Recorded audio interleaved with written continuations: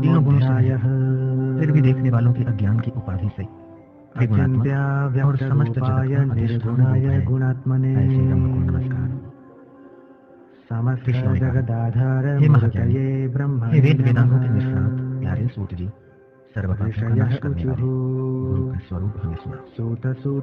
जिस पर सुनने मात्र से मनुष्य दुख से विमुक्त हो जाता है, जिस उपाय से मुनियों ने सर्वज्ञता प्राप्त की है, जिसको प्राप्त करके मनुष्य फिर से संसार बंधन में बंधता नहीं है,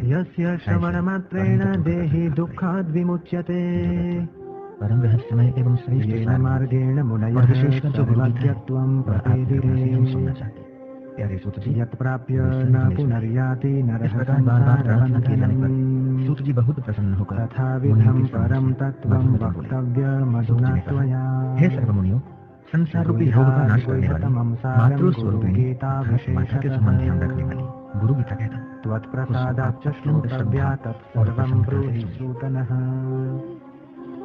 प्राचीन काल में सिद्ध और गंधर्वों के आवास रूप कैलाश पर्वत के शिखर पर कल्प वृक्ष के फूलों से बने हुए अत्यंत सुंदर मंदिर में मुनियों के बीच व्याघ्र चर्म पर बैठे हुए शुक्र आदि मुनियों द्वारा वंदन किए जाने वाले और परम तत्व का बोध देते हुए भगवान शंकर को बार बार नमस्कार अतिशय नम्र पार्वती ने आश्चर्यचकित होकर पूछा, कैलाश शिखरे सिद्ध गंधर्व सेविते, देवों के देव श्रेष्ठों से भी श्रेष्ठ आपको प्रणाम।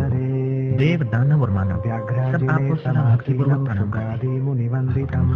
विष्णु इंद्र आदि के नमस्कार के योग्य हैं। ऐसे नमस्कार के आश्रय रूप होने पर भी आप किसको नमस्कार करते हैं? हे सर्वधर्मों के ज्ञाता, हे शंकर, जो व्रत सब व्रतों में श्रेष्ठ है, ऐसा उत्तम गुरु महात्मा कृपा करके मुझे कहिए। इस प्रकार पार्वती देवी द्वारा बार बार प्रार्थना किए जाने पर महादेव महेश्वर ने इंद्र में खूब प्रसन्न होते हुए पार्वती से इस प्रकार, ओम नमो देव देवेश परात्पर जगद्गुरो, त्वां नमस्कुर्वते भक्त, पहले किसी से भी नहीं कहा, फिर भी तुम्हारी भक्ति देखकर वह रहस्य विष्णु महेन्द्राध्यैर्वन्द्यः खलु सदा भवामि, तुमको कहता नमस्करोषि कस्मै त्वं नमस्काराश्रयः किल, पहले कभी किसी भगवन् सर्वधर्मज्ञ व्रतानां व्रतनायकं, जिसको ईश्वर में उत्तम भक्ति होती है, कृपया शंभो ईश्वर में माहात्म्यमुत्तमं होती है। एते सम्प्रार्थितः शश्वन् महादेवो महेश्वरः, गुरु है वही आनंद भरितः स्वान्ते पार्वतीमिदमब्रवीत्, गुरु पत्नी गमन करे महादेव उवाच, वेद वक्तव्यमिदं देवी रहस्यातिरहस्यं, मंत्र यंत्र मोहन उच्चाटन आदि विद्या शैव शास्त्रोक्तं भक्त्यर्थं वदामि गुरु मम रूपासि देवी त्वम् अतस्तत् कथयामि ते, और जब तप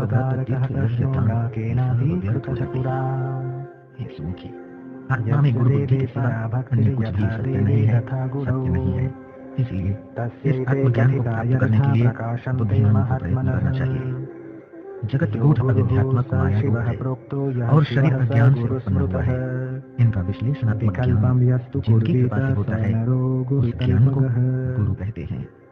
वेद शास्त्र पुराण, जिस गुरुदेव के पास सेवन से मनुष्य सर्व पापों से विशुद्धात्मा होकर ब्रह्मरूप हो जाता है, सही गुरुदेव का चरणामृत पाप रूप की जड़ का सम्यक शोषक, ज्ञान तेज का सम्यक उद्दीपक और संसार सागर का सम्यक तारक है। ज्ञान की जड़ को उखाड़ने वाले, अनेक जन्मों के कर्मों को निभाने वाले, ज्ञान और वैराग्य को सिद्ध करने वाले श्री गुरुदेव के चरणामृत का पान करना चाहिए। अपने गुरुदेव के नाम का कीर्तन अनंत स्वरूप भगवान शिव का ही कीर्तन, अपने गुरुदेव के नाम का चिंतन अनंत स्वरूप भगवान शिव का ही चिंतन है। गुरुदेव का निवास स्थान काशी क्षेत्र है। श्री गुरुदेव का पादुक गंगा जी है। गुरुदेव भगवान विश्वनाथ और निश्चित ही साक्षात गुरुदेव की सेवा ही तीर्थवत गया है। गुरुदेव का शरीर ही अक्षयवत वृक्ष है। गुरुदेव के श्री भगवान विष्णु के श्री चरण है। शोषणं पापपंकस्य दीपनं ज्ञान तेजसः, ब्रह्म श्री गुरुदेव के मुखारविंद में वचनामृत में स्थित है। ब्रह्म की कृपा से प्राप्त हो जाता है। इसलिए जिस प्रकार स्वेच्छाचारी पुरुष का जन्म कर्म निवारकम गुरुदेव का ध्यान करना चाहिए। वैराग्य सिद्ध्यर्थम गुरु ब्रह्मचर्य आश्रम आदि जाति, कीर्ति, पद प्रतिष्ठा, पालन पोषण, ये सब छोड़कर गुरुदेव का ही स्मरण विद्या गुरुदेव के मुख में रहती और वह गुरुदेव की भक्ति से प्राप्त होती। यह बात तीनों लोकों में देव, ऋषि, पितृ और मानवों द्वारा स्पष्ट रूप से कही गई। भू शब्द का अर्थ है अंधकार अर्थात अज्ञान और रू शब्द का अर्थ है प्रकाश, ज्ञान। अज्ञान को नष्ट करने वाला जो ब्रह्मरूप प्रकाश है वह गुरु है, इसमें कोई संशय नहीं है। गुकार अंधकार है और उसको दूर करने वाला रुकार है। अज्ञान के अंधकार को नष्ट करने के कारण गुकार से गुणातीत कहा जाता है, रुकार से रूपातीत कहा जाता है। गुण और रूप से पर होने के कारण ही गुरु कहलाते हैं। गुरु शब्द का प्रथम अक्षर गुकार माया आदि गुणों का प्रकाशक है और दूसरा अक्षर रुकार माया की भ्रांति या मुक्ति देने वाला परब्रह्म है। गुरु सर्वशक्ति रूप श्रेष्ठ रत्नों से सुशोभित सरलतम वाले हैं और वेदांत के अर्थों के प्रवक्ता हैं। इसलिए श्री गुरुदेव की पूजा करनी चाहिए, जिनके स्मरण मात्र से ज्ञान अपने आप प्रकट होने लगता है और वे ही सर्वश्रम दम आदि संपदा संसार रूपी वृक्ष पर चढ़े हुए लोग नरक रूपी सागर में गिरते हैं। उन सबका उद्धार करने वाले श्री गुरुदेव को नमस्कार। अंधकार विनाशी स्थिति उपस्थित होती है तब वे ही एकमात्र परम बांधव है और सब धर्मों के आत्म स्वरूप है। ऐसे श्री गुरुदेव को नमस्कार।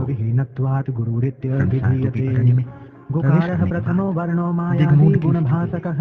जब गुकारोस्ति परम ब्रह्म माया भ्रांति विमोचकः हो जाता है उस समय सर्वश्रुति शिरोरत्न विराजित पदाम्बुजं वेदांतार्थ प्रवक्तारं तस्मात् संपूजयेत् गुरुम्। यस्य स्मरणमात्रेण ज्ञानमुत्पद्यते स्वयं जलने के कारण एव सर्वसंपत्तिः तस्मात् संपूजयेत् गुरुम्।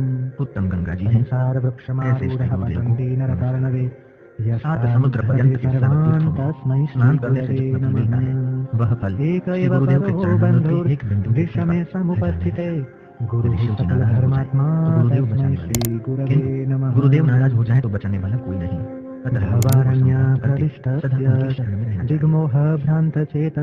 गुरु शब्द का गु अक्षर गुणातीत अर्थबोधक है और रू अक्षर रूप रहित श्री गुरवे नमः।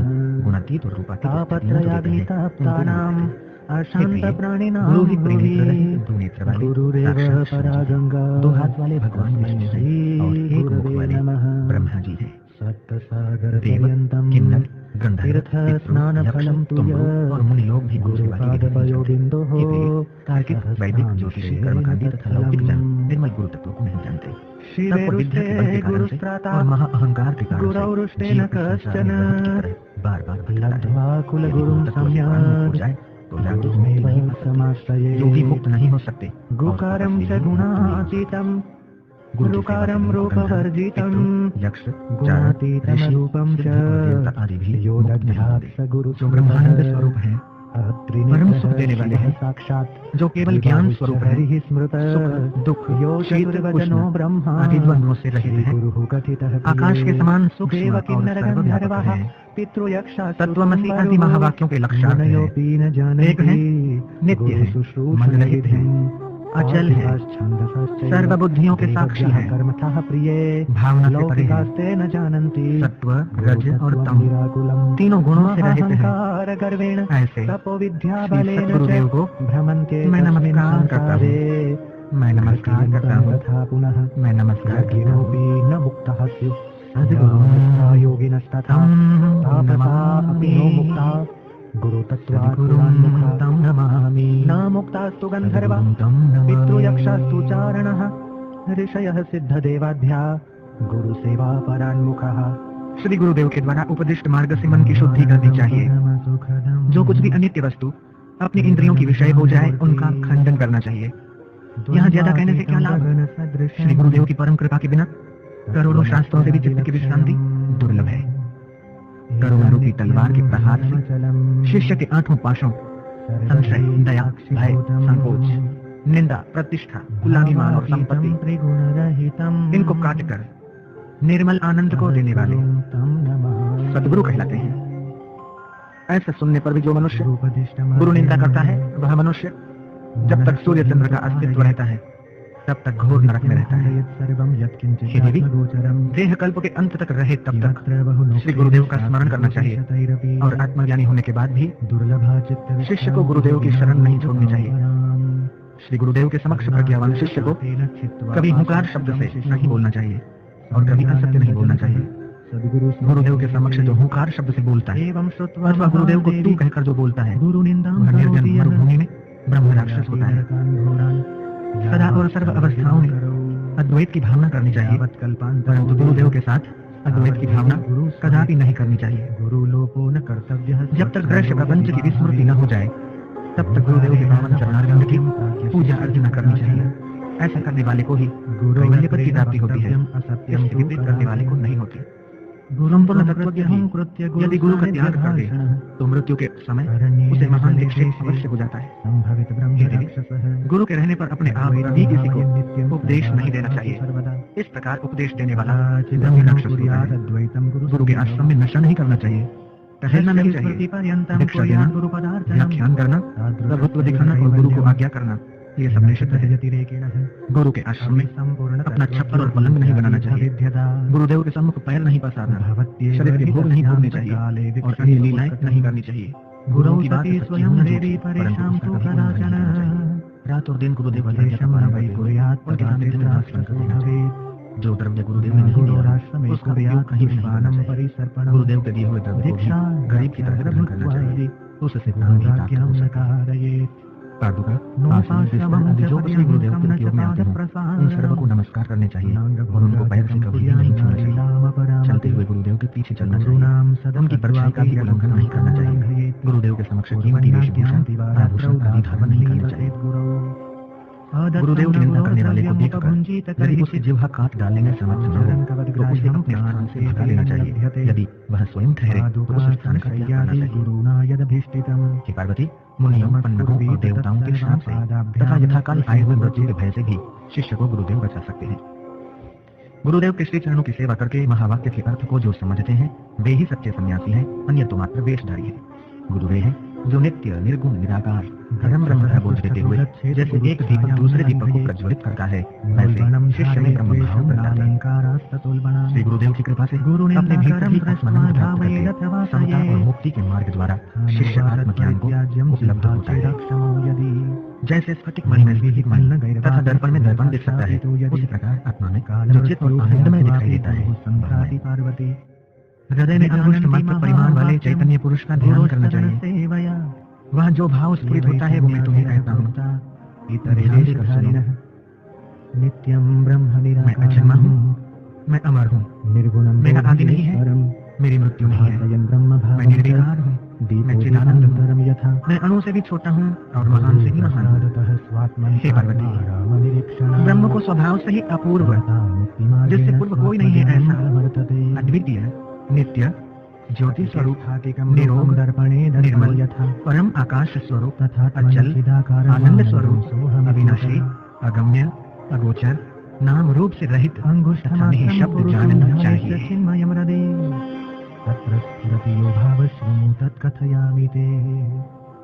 जिस प्रकार का फूल इत्यादि में गंधत्व, अग्नि में उष्णता और जल में शीतलता स्वभाव से ही होते हैं, उसी प्रकार ब्रह्म में शाश्वतता भी स्वभाव सिद्ध है।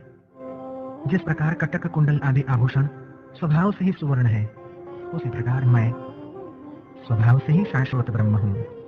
स्वयं वैसा होकर किसी न किसी स्थान में रहना। जैसे कीड़ा भ्रमर का चिंतन करते करते भ्रमर हो जाता है, वैसे ही जीव ब्रह्म का ध्यान करते करते ब्रह्म स्वरूप हो जाता है।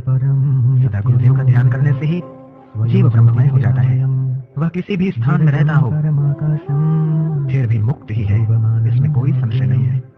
हे प्रिय, भगवत स्वरूप श्री गुरुदेव ज्ञान, वैराग्य, ऐश्वर्य, यश, लक्ष्मी और मधुर वाणी ये 6 गुण रूप ऐश्वर्य से संपन्न होते हैं। मनुष्यों के लिए गुरु ही शिव है, गुरु ही देव है, गुरु ही बांधव है, गुरु ही आत्मा है और गुरु ही जीव है। सचमुच गुरु के सिवा अन्य कुछ भी नहीं है। यथा निज स्वभावेन कुंडलकटकादयः सुवर्णत्वेन तिष्ठन्ति तथा ब्रह्म शाश्वतं कामना रहित, शांत, चिंता रहित, ईर्ष्या रहित और बालक की तरह जो शोभता है वह ब्रह्म ज्ञानी कहलाता है। वेदों और शास्त्रों में सुख नहीं है, मंत्र और यंत्र में सुख नहीं है। इस पृथ्वी पर गुरुदेव के कृपा प्रसाद के सिवा अन्यत्र कहीं भी सुख नहीं है। ब्रह्ममयो भवेत्। स्थितश्च यत्र कुत्रापि मुक्तो सौना। गुरुदेव के श्री चरणों में जो वेदांत निर्दिष्ट सुख है, ज्ञानम वह सुख न चार्वाक मत में, न वैष्णव मत में और न प्रभाकर मत में ही है। भगवान श्री गुरु प्रिय गुरुर्शिवो गुरुर्देवो गुरुर्बंधु शरीरिणाम। एकांतवासी वीतराग मुनि को जो सुख मिलता है, वह सुख न इंद्र को और न चक्रवर्ती राजाओं को मिलता है। हमेशा ब्रह्म रस का पान करके जो परमात्मा में तृप्त हो गया, वह मुनि इंद्र को भी गरीब मानता है, तो राजाओं की तो बात क्या। मोक्ष की आकांक्षा करने वालों को गुरु भक्ति खूब करनी चाहिए, क्योंकि गुरुदेव के द्वारा ही परम मोक्ष की प्राप्ति होती है। गुरुदेव के वाक्य की सहायता से जिसने ऐसा निश्चय कर लिया कि मैं एक और अद्वितीय हूँ और उसी अभ्यास में जो नित्य रत है, उसके लिए अन्य वनवास का सेवन आवश्यक नहीं है, क्योंकि अभ्यास से ही एक क्षण में समाधि लग जाती है और उसी क्षण इस जन्म तक के सारे पाप नष्ट हो जाते हैं। गुरुदेव ही सत्वगुणी होकर विष्णु रूप से जगत का पालन करते हैं, रजोगुणी होकर ब्रह्मा रूप से जगत का सर्जन करते हैं और तमोगुणी होकर शंकर रूप से जगत का संहार करते हैं। गुरु भक्ति रति कार्य सर्वदा मोक्ष। उनका दर्शन पाकर उनके कृपा प्रसाद से सर्व प्रकार की आसक्ति छोड़कर एकाकी निष्प्रभ और शांत होकर रहना चाहिए। जो जीव इस जगत में सर्वमय आनंदमय और शांत होकर सर्वत्र विचरता है, उस जीव को सर्वज्ञ कहते हैं। ऐसा पुरुष जहाँ रहता है वह स्थान पुण्य तीर्थ है। हे देवी, तुम्हारे समक्ष मैंने मुक्त पुरुष का लक्षण कहा। हे प्रिय, मनुष्य चाहे चारों वेद पढ़ ले, वेद के 6 अंग पढ़ ले, अध्यात्म शास्त्र आदि अन्य सर्व शास्त्र पढ़ ले, फिर भी गुरु के बिना ज्ञान नहीं मिलता। शिव जी की पूजा में रत हो या विष्णु की पूजा में रत हो, परंतु गुरु तत्व के ज्ञान से रहित हो तो सब व्यर्थ है। गुरुदेव की दीक्षा के प्रभाव से सब कर्म सफल होते हैं। गुरुदेव की संप्राप्ति रूपी परम लाभ से अन्य सर्व लाभ मिल जाते हैं। जिसका गुरु नहीं है वह मूर्ख है। इसलिए सब प्रकार के प्रयत्न से अनासक्त होकर शास्त्र की माया जाल छोड़कर गुरुदेव की ही शरण लेनी चाहिए। ज्ञान रहित मिथ्या बोलने वाले और दिखावट करने वाले गुरु का त्याग कर देना चाहिए, क्योंकि जो अपनी ही शांति पाना नहीं जानता वह दूसरों को क्या शांति दे सकेगा। शास्त्र जालानि गुरुमेव समाश्रयेत्। ज्ञानहीनो गुरुत्यागो मिथ्यावादी विडम्बकः। स्वविश्रांतिं न जानाति परशांतिं करोति किम्। पत्थरों के समूह को तैराने का ज्ञान पत्थर में कहां से हो सकता है। जो खुद तैरना नहीं जानता वह दूसरों को क्या तैराएगा। जो गुरु अपने दर्शन से दिखावे से शिष्य को भ्रांति में डालता है, ऐसे गुरु को प्रणाम नहीं करना चाहिए। इतना ही नहीं, दूर से ही उसका त्याग करना चाहिए। ऐसी स्थिति में धैर्यवान गुरु का ही आश्रय लेना चाहिए। हे प्रिय, पाखंडी, पाप में रत, नास्तिक, भेद बुद्धि उत्पन्न करने वाले, स्त्री लंपट, दुराचारी, नमक हराम, बगुले की तरह ठगने वाले, कर्म भ्रष्ट, क्षमा रहित, निंदनीय तर्कों से वितंडवाद करने वाले, कामी, क्रोधी, हिंसक, उग्र, शक्त तथा अज्ञानी और महापापी पुरुष को गुरु नहीं करना चाहिए। अब गुरु गीता की महिमा का वर्णन भगवान शंकर करते हैं। सत्यम सत्य श्लोक नंबर 108 से इस गुरु गीता का पाठ करने से क्या क्या फल मिलता है इसका वर्णन किया गया है। इस गुरु गीता के समान अन्य कोई स्तोत्र नहीं है, गुरु के समान अन्य कोई तत्व नहीं है। समग्र धर्म का यह सार मैंने कहा है, यह सत्य है और बार बार सत्य है। लौकिका धर्म इस गुरु गीता का पाठ करने से जो कार्य सिद्ध होता है वह अब कहता हूँ। हे देवी, लोगों के लिए यह उपकारक है, मात्र लौकिक का त्याग करना चाहिए। जो कोई इसका उपयोग लौकिक कार्य के लिए करेगा वह ज्ञानहीन होकर संसार रूपी सागर में गिरेगा। ज्ञान भाव से जिस किसी कर्म में इसका उपयोग किया जाएगा वह कर्म निष्कर्म में परिणत होकर शांत हो जाएगा। भक्ति भाव से इस गुरु गीता का पाठ करने से, सुनने से और लिखने से वह भक्त सब फल भोगता है। हे देवी, इस गुरु गीता को नित्य भाव पूर्वक हृदय में धारण करो। महाव्याधि वाले दुखी लोगों को सदा आनंद से इसका जप करना चाहिए। हे प्रिय, गुरु गीता का एक एक अक्षर मंत्र राज है। अन्य जो विविध मंत्र हैं वे इसका 16वां भाग भी नहीं है। हे देवी, गुरु गीता के जप से अनंत फल मिलता है। गुरु गीता सर्व पाप को हरने वाली और सर्व दारिद्र्य का नाश करने वाली है। गुरु गीता अकाल मृत्यु को रोकती है, सब संकटों का नाश करती है। यक्ष, राक्षस, भूत, चोर और शेर आदि का घात करती है। सब प्रकार के उपद्रवों, कुष्ठ आदि दुष्ट रोगों और दोषों का निवारण करने वाली। श्री गुरुदेव के सानिध्य से जो फल मिलता है वह फल इस गुरु गीता का पाठ करने से मिलता है। इस गुरु गीता का पाठ करने से महाव्याधि दूर होती है, सर्व ऐश्वर्य और सिद्धियों की प्राप्ति होती है। मोहन में अथवा वशीकरण में इसका पाठ स्वयं करना चाहिए। इस गुरु गीता का पाठ करने वाले पर सर्व प्राणी मोहित हो जाते हैं। बंधन में से परम मुक्ति मिलती है। देवराज इंद्र को वह प्रिय होता है और राजा उसके वश हो जाता है। इस गुरु गीता का पाठ शत्रु का मुख बंद करने वाला, गुणों की वृद्धि करने वाला, दुष्कृत्यों का नाश करने वाला और सत्कर्म में सिद्धि देने वाला है। इसका पाठ असाध्य कार्यों की सिद्धि करता है, नवग्रहों का भय हरता है, दुःस्वप्न का नाश करता है और सुस्वप्न के फल की प्राप्ति कराता है। यह गुरु गीता रूपी शास्त्र मोह को शांत करने वाला, बंधन में से परम मुक्त करने वाला और स्वरूप ज्ञान का भंडार है। व्यक्ति जो अभिलाषा करके इस गुरु गीता का पठन चिंतन करता है उसे वह निश्चय ही प्राप्त करता है। यह गुरु गीता नित्य सौभाग्य और पुण्य प्रदान करने वाली तथा तीनों तापों का शमन करने वाली है। यह गुरु गीता सब प्रकार की शांति करने वाली है, बंध्या स्त्री को सुपुत्र देने वाली, सधवा स्त्रियों के वैधव्य का निवारण करने वाली और सौभाग्य की वृद्धि करने वाली है। यह गीता आयुष्य, आरोग्य, ऐश्वर्य और पुत्र पौत्र को देने वाली, उनकी वृद्धि करने वाली। कोई विधवा निष्काम भाव से इसका जप और पाठ करे तो मोक्ष की प्राप्ति होती है। यदि वो विधवा सकाम होकर जप करे तो अगले जन्म में उसको संताप हरने वाला अवैधव्य अर्थात सौभाग्य प्राप्त होता है। उसके सब दुख, भय, विघ्न और संताप का नाश होता है। कि इस गुरु गीता का पाठ सब पापों का शमन करता है, धर्म, अर्थ, काम और मोक्ष की प्राप्ति कराता है। इसके पाठ से जो आकांक्षा की जाती है वो अवश्य सिद्ध होती है। यदि कोई इस गुरु गीता को लिखकर उसकी पूजा करे तो उसे लक्ष्मी और मोक्ष की प्राप्ति होती है और विशेषकर उसके हृदय में सदा सर्वदा गुरु भक्ति उत्पन्न होती रहती है। शक्ति के, सूर्य के, गणपति के, शिव के और पशुपति के मतवादी इसका अर्थात गुरु गीता का पाठ करते हैं। यह सत्य है, सत्य है, इसमें कोई संदेह नहीं। बिना आसन किए हुए जब नीच कर्म हो जाता है और निष्फल हो जाता है। यात्रा में, युद्ध में, शत्रुओं के उपद्रव में गुरु गीता का जप पाठ करने से विजय मिलता है। मरण काल में जप करने से मोक्ष मिलता है। गुरुपुत्र के, शिष्य के सर्व कार्य सिद्ध होते हैं। जिसके मुख में गुरु मंत्र है उसके सब कर्म सिद्ध होते हैं, दूसरे के नहीं। दीक्षा के कारण शिष्य के सर्व कार्य सिद्ध हो जाते हैं। तत्व के पुरुष संसार रूपी वृक्ष की जड़ को नष्ट करने के लिए और 8 प्रकार के बंधन, संशय, दया, भय, संकोच, निंदा, प्रतिष्ठा, कुलाभिमान और संपत्ति की निवृत्ति करने के लिए गुरु गीता रूपी गंगा में सदा स्नान करते रहते हैं। स्वभाव से ही सर्वथा शुद्ध और पवित्र ऐसे वे महापुरुष जहाँ रहते हैं उस तीर्थ में सब देवता विचरण करते हैं। बैठे हुए या लेटे हुए, खड़े रहते या चलते हुए, हाथी या घोड़े पर सवार हुए, जागृत अवस्था में या सुषुप्त अवस्था में, जो पवित्र ज्ञानवान पुरुष इस गुरु गीता का जप पाठ करते हैं उनके दर्शन और स्पर्श से पुनर्जन्म नहीं होता। दीदी कुछ और दुर्वाक्यासन पर सफेद कंबल बिछाकर उसके ऊपर बैठकर एकाग्र मन से इस गीता का जप करना चाहिए। सामान्यतया सफेद आसन उचित है, परंतु वशीकरण में लाल आसन आवश्यक है। शांति की प्राप्ति के लिए यह वशीकरण में नित्य पद्मासन में बैठकर जप करना चाहिए। कपड़े के आसन पर बैठकर जप करने से दारिद्र्य आता है। पत्थर के आसन पर रोग, भूमि पर बैठकर जप करने से दुख आता है और लकड़ी के आसन पर किए हुए जप निष्फल होते। काले मृग चर्म और दर्भासन पर बैठकर जप करने से ज्ञान सिद्धि होती है।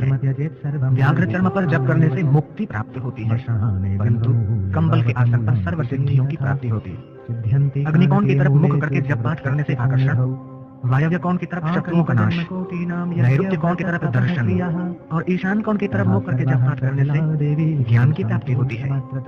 उत्तर दिशा की ओर मुख करके पाठ करने से शांति, पूर्व दिशा की ओर वशीकरण, दक्षिण दिशा की ओर मारण सिद्ध होता है तथा पश्चिम दिशा की ओर मुख करके जप पाठ करने से धन की प्राप्ति होती है।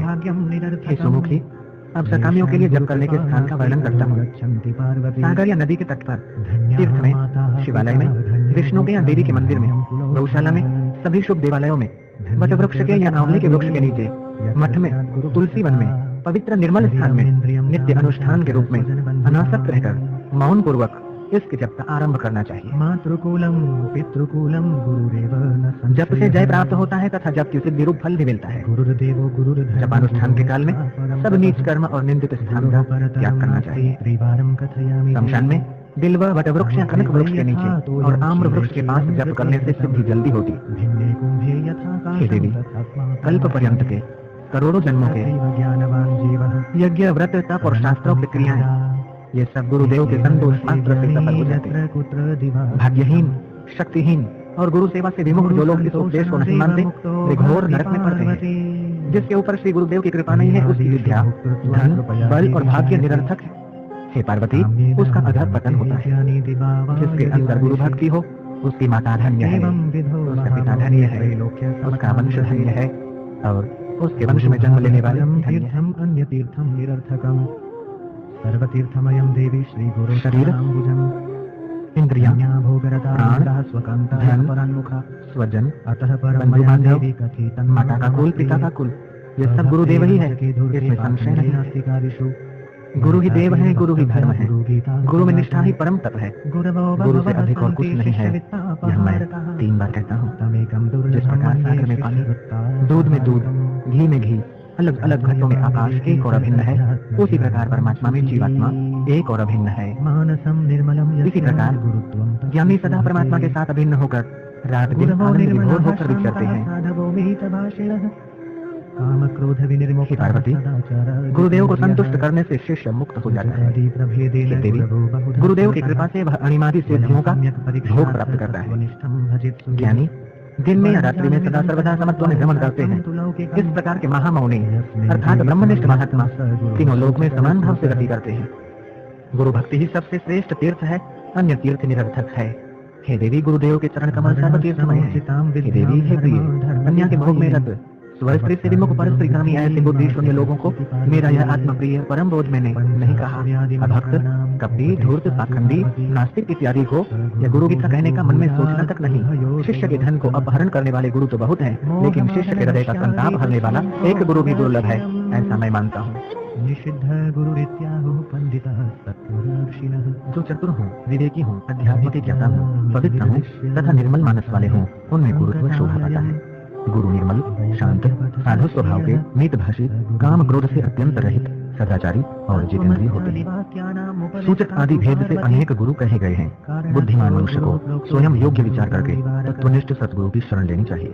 वर्ण और अक्षरों से सिद्ध करने वाले बाह्य लौकिक शास्त्रों का जिसको अभ्यास है वह गुरु सूचक गुरु कहलाता है। हे पार्वती, धर्माधर्म का विधान करने वाली, वर्ण और आश्रम के अनुरूप विद्या का प्रवचन करने वाले गुरु को तुम वाचक गुरु जानो। पंचाक्षरी आदि मंत्रों का उपदेश देने वाले गुरु बोधक गुरु कहलाते हैं। प्रथम 2 प्रकार के गुरुओं से मोहन, मारण, वशीकरण आदि तुच्छ मंत्रों को बताने वाले गुरु को तत्वदर्शी पंडित निषिद्ध गुरु कहते हैं। संसार अनित्य और दुखों का घर है ऐसा समझकर जो गुरु वैराग्य का मार्ग बताते हैं वे विहित गुरु कहलाते हैं। हे पार्वती, तत्वमसी आदि महावाक्यों का उपदेश देने वाले तथा संसार रूपी रोगों का निवारण करने वाले गुरु कारणाख्य गुरु कहलाते हैं। सर्व प्रकार के संदेहों का जड़ से नाश करने में जो चतुर है, जन्म, मृत्यु तथा भय का जो विनाश करते हैं वे परम गुरु कहलाते हैं, सतगुरु कहलाते हैं। अनेक जन्मों में किए हुए पुण्यों से ऐसे महागुरु प्राप्त होते हैं। उनको प्राप्त कर शिष्य को नहीं बनता। हे पार्वती, इस प्रकार संसार में अनेक प्रकार के गुरु होते हैं। इन सब में एक परम गुरु का ही सर्वव्यापी पार्वती ने कहा, प्रकृति से ही मूढ़, मृत्यु से भयभीत, सत्कर्म से विमुख लोग दैव योग से निषिद्ध गुरु का सेवन करें तो उनकी क्या गति होगी? महादेव जी बोले, निषिद्ध गुरु का शिष्य दुष्ट संकल्पों से दूषित होने के कारण ब्रह्मोत्तरय तक मनुष्य नहीं होता, पशु में ही रहता है। हे देवी, इस तत्व को समझो। मनुष्य जब विरक्त होता है तभी वो अधिकारी कहलाता है, ऐसा उपनिषद कहती है। अर्थात दैव योग से गुरु प्राप्त होने की बात अलग है और विचार से गुरु चुनने की बात अलग है। अखंड एक रस यस्य दर्शनमात्रेण मनसा अपने अंदर ही जो विचारते हैं यही गुरु होने चाहिए। स भवेत् परमो गुरुः। जिस प्रकार सब जलाशयों में संगत न जाए उसी प्रकार सब गुरुओं में ये परम गुरु न जाए। मोह आदि दोषों से रहित, शांत, नित्य तृप्त, किसी के आश्रय रहित अर्थात स्वाश्रयी, ब्रह्मा और विष्णु के वैभव को भी तुरंत समझने वाले गुरु ही परम गुरु। सर्वकाल और सर्वदेश में स्वतंत्र, निश्चल, सुखी, अखंड एक रस के आनंद से तृप्त ही सचमुच परम है। द्वैत और अद्वैत से मुक्त, अपने अनुभव रूप प्रकाश वाले, अज्ञान रूपी अंधकार को छीनने वाले और सर्वज्ञ ही परम गुरु हैं। जिनके दर्शन मात्र से मन प्रसन्न होता है, अपने आप धैर्य और शांति आ जाती है, वे परम गुरु हैं। जो अपने शरीर को शव समान समझते हैं, अपने आत्मा को अद्वैत जानते हैं, जो कामिनी और कंचन के मोह का नाश करता है, वे परम गुरु हैं। हे पार्वती सुनो, तत्वज्ञ दो प्रकार के होते हैं, मौनी और वक्ता। हे प्रिय, इन दोनों में से मौनी गुरु द्वारा लोगों को कोई लाभ नहीं होता, परंतु वक्ता गुरु भयंकर संसार सागर को पार कराने में समर्थ होते हैं, क्योंकि शास्त्र, युक्ति और अनुभूति से वे सर्व संशय को छिड़ाते। हे देवी, गुरु नाम के जप से अनेक जन्मों के इकट्ठे हुए पाप भी नष्ट होते हैं, इसमें अनुमात्र संशय नहीं है। अपना कुल, धन, बल, शास्त्र, नाते रिश्तेदार, भाई, ये सब मृत्यु के अवसर पर कुछ काम नहीं आते, एकमात्र गुरुदेव ही उस समय पर आता है। सचमुच अपने गुरुदेव की सेवा करने से अपना कुल भी पवित्र होता है।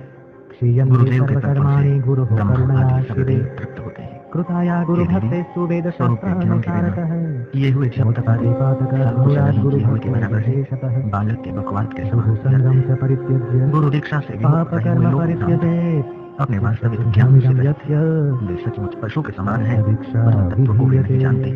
इसलिए हे प्रिय, कैवल्य की सिद्धि के लिए गुरु का ही भजन करना चाहिए। गुरु के बिना मूढ़ लोग स्वयं तत्व को नहीं जान सकते। द्वैत भाव परित्यागी शिवे, गुरुदेव की कृपा से हृदय की ग्रंथि छिन्न हो जाती है, सब संशय कट जाते हैं और सर्व कर्म नष्ट हो जाते हैं। वेद और शास्त्रों के अनुसार विशेष रूप से गुरु की भक्ति करने से गुरु भक्त घोर पाप से निवृत्त हो जाता है।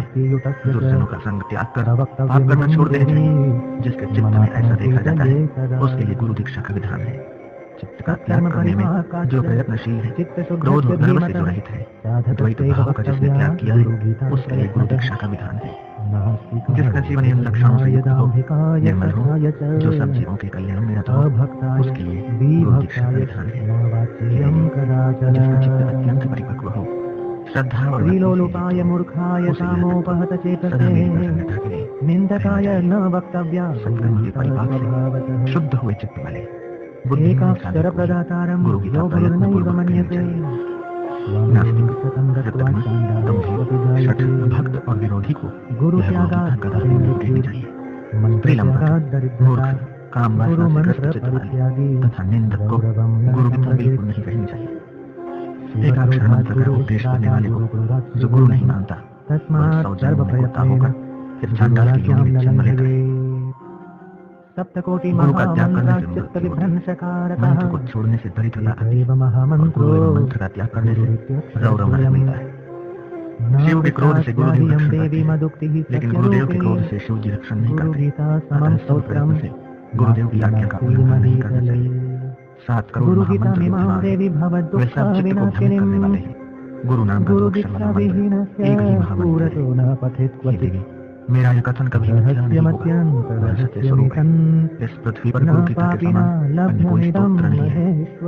भव दुख का नाश करने वाली इस गुरु गीता का पाठ गुरु दीक्षा विहीन मनुष्य के आगे कभी नहीं करना चाहिए। हे महेश्वरी, यह रहस्य अत्यंत गुप्त रहस्य है, पापियों को वह नहीं मिलता। अनेक जन्मों के किए हुए पुण्य के परिपाक से ही मनुष्य गुरु तत्व को प्राप्त कर सकता है। श्री सद्गुरु के चरणामृत का पान करने से और उसे मस्तक पर धारण करने से मनुष्य सर्व तीर्थ में स्नान करने का फल प्राप्त करता है। गुरुदेव के चरणामृत का पान करना, गुरुदेव के भोजन में से बचा हुआ खाना, गुरुदेव की मूर्ति का ध्यान करना और गुरुदेव का जप करना चाहिए। ब्रह्मा, विष्णु और शिव सहित समग्र जगत गुरुदेव में समाविष्ट है। गुरुदेव से अधिक और कुछ भी नहीं है, इसलिए गुरुदेव की पूजा करनी चाहिए। गुरुदेव के प्रति अनन्य भक्ति से ज्ञान के बिना भी मोक्ष पद मिलता है। गुरु के मार्ग पर चलने वालों के लिए गुरुदेव के समान अन्य कोई साधन नहीं। गुरु के कृपा प्रसाद से ब्रह्मा, विष्णु और शिव यथाक्रम जगत की सृष्टि, स्थिति और लय करने का सामर्थ्य प्राप्त करते हैं। हे देवी, गुरु यह 2 अक्षर वाला मंत्र सब मंत्रों में राजा है, श्रेष्ठ है। स्मृतियां, वेद और पुराणों का वो सार ही है। मैं ही सब हूँ, मुझ में ही सब कल्पित है। ऐसा ज्ञान जिनकी कृपा से हुआ है, ऐसे आत्मस्वरूप श्री सद्गुरुदेव के चरणकमलों में मैं नित्य प्रणाम करता हूँ। अज्ञान रूपी अंधकार में अंध बने हुए और विषयों से आक्रांत चित्त वाले मुझको ज्ञान का प्रकाश देकर कृपा करो।